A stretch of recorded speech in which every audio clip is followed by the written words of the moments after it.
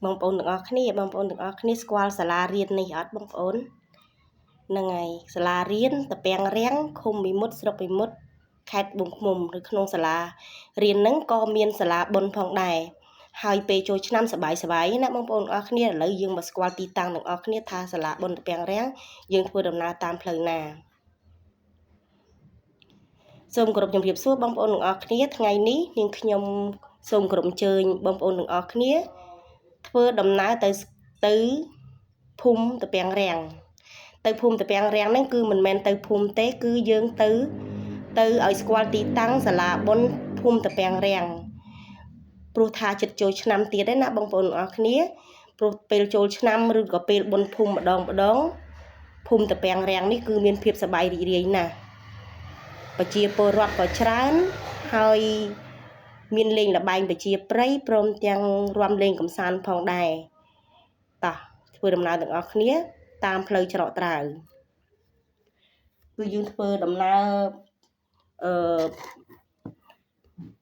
ពីផ្លូវជាតិលេខ7ច្រងច្រកធនាគារអមរិត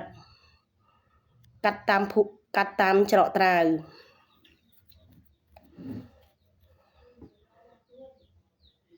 ផ្លូវស្រួលធ្វើដំណើរណាបងប្អូនទាំងអស់គ្នាបើកាលពីប្រហែលឆ្នាំមុនដែល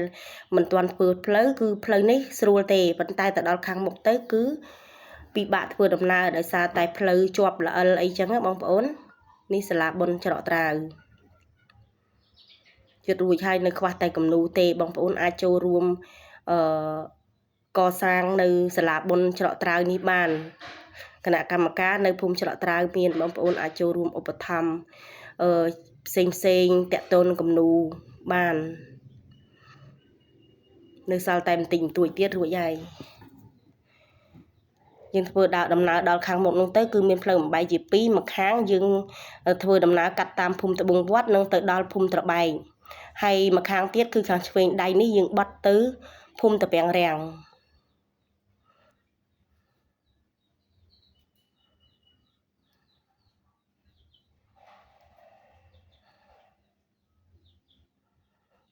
កាលពីមុនម្ដុំនេះគឺអត់មានលក់អីវ៉ាន់អីទេបងប្អូនតែឥឡូវមានលក់អីវ៉ាន់ចាប់ហួយមានលក់ហ្គាសអីចឹងណាបងប្អូន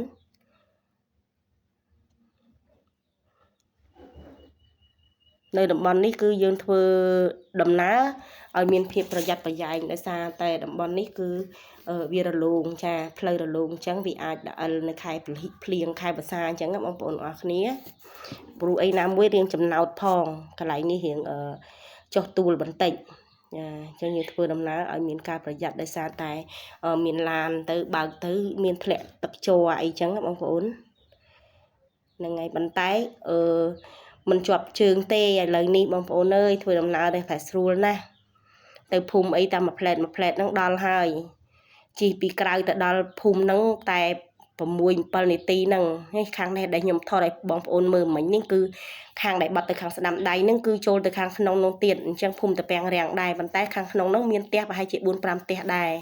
ខាងទៅខាងហ្នឹងយូរឯងកាលពីមុនធ្លាប់តែបានទៅម្ដងប៉ុន្តែឥឡូវប្រហែលជាមានផ្ទះថែមទៀតទេបងប្អូនអើយថ្ងៃខាងនេះបឹងឈូកនេះស្រះឈូកនេះបើសិនជាខែវស្សាទៅគឺស្រស់ស្អាតតែម្ដងហើយនេះខែប្រាំងទេមិនសូវមានទឹកបើសិនជាខែវស្សាវិញគឺទឹកច្រើនហើយផ្កាឈូកក៏ច្រើនហើយស្រស់ល្អទៀតផងហើយខ្យល់បក់មករសៀកពិតជាត្រជាក់ហើយក៏អូបក្លិនផ្កាឈូកទៀតខាងនេះក៏មានលក់អីវ៉ាន់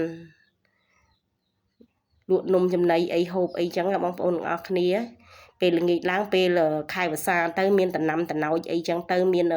ដូចជាស្រូវដូចជាអីចឹងទៅបងប្អូនដាំតំណាំតាមហ្នឹងជាពិសេសគឺស្រូវហ្នឹងតែម្ដងបងប្អូនមានខួបប្រាំងខួបវស្សាតែម្ដងហ្នឹងទុំតែច្រូតហើយក៏ធ្វើដីសាថ្មីដើម្បីដាំសាថ្មីដែរបងប្អូន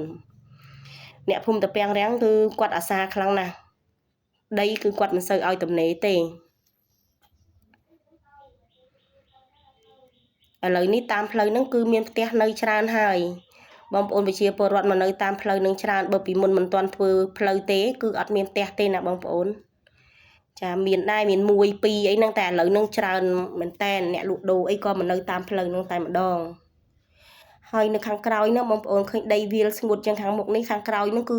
មានទឹកហ៎បងប្អូនគេដាំពោតដាំអីបានគេមានប្រព័ន្ធទឹកដាក់ ដើម្បីដាំពោតដាំអីឡើងខៀវស្ងាត់តែម្ដងហើយខាងនេះក៏ដាំពោតដែរតែខាងមុខនេះដូចជាមិនសូវល្អប្រហែលទេមានននោងផងនៅមុខផ្ទះបើថាជួរខាងក្រោយវិញបងប្អូនអើយសើតំណាំហ្នឹងនេះតំណាំមើលទៅខាងមុខហ្នឹងតិចទេប៉ុន្តែបើទៅខាងក្រោយវិញវានោះបងប្អូនទាំងអស់គ្នារបងសាលាតាពាំងរាំងអញ្ចឹងសាលាតាពាំងរាំងហ្នឹងគឺមានពីថ្នាក់ទី1ដល់ថ្នាក់ទី6បងប្អូនទាំងអស់គ្នាអញ្ចឹងនៅប្រជាពលរដ្ឋយើងនៅខាងតាពាំងរាំងហ្នឹងអត់ពិបាកនាំកូនមករៀនឆ្ងាយទេគឺរៀននៅសាលានេះហើយក្នុងសាលាហ្នឹងក៏មានសាលាបុណ្យនៅក្នុងនឹងដែរដែលបានកសាងយ៉ាងមាំទាំតែម្ដងហើយស្អាតហើយមាំទៀតបងប្អូនទាំងអស់គ្នាពេលមានកម្មវិធីបុណ្យមិនបាច់ដាក់រោងទេគឺធំណាស់បងប្អូនទាំងអស់គ្នាអរគុណច្រើនសម្រាប់ការទស្សនា